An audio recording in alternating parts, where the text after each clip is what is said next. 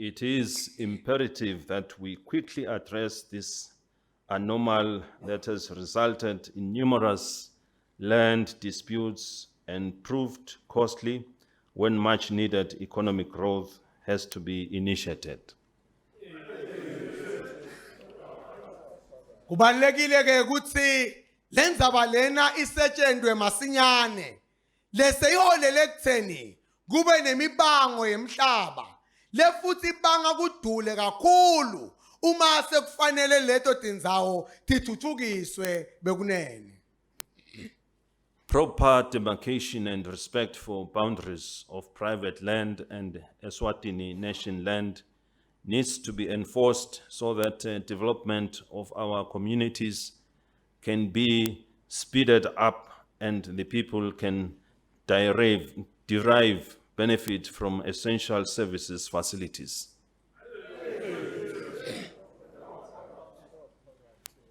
Kusika imincele ngendlela lefanele nekuhlonipha umhlaba wetayitele kanjalo naleto letingaphansi kwetikhulu kudzinga ukuthi kuqiniswe kuze intuthuko yemimango yenteke ngokusheshsha nesive sizuze kuletinhlelo telusito lolubalulekile. Kweviki eliphelile nayivula iPhalamende eli-11 isigaba sesihlanu lapho ikhulume khona emimangweni lebambelela intuthuko eveni. Sakade channel Mswati uvakashele Indvuna Lusendvo Fakudze kuyawuva ukuthi ngabe live lingenda kanjani ukuthi imibango ingeme endleleni yentuthuko. Fakudze uchaze kanje. Intuthuko yebantu bonke njengoba nathi nje sadala uNkulunkulu.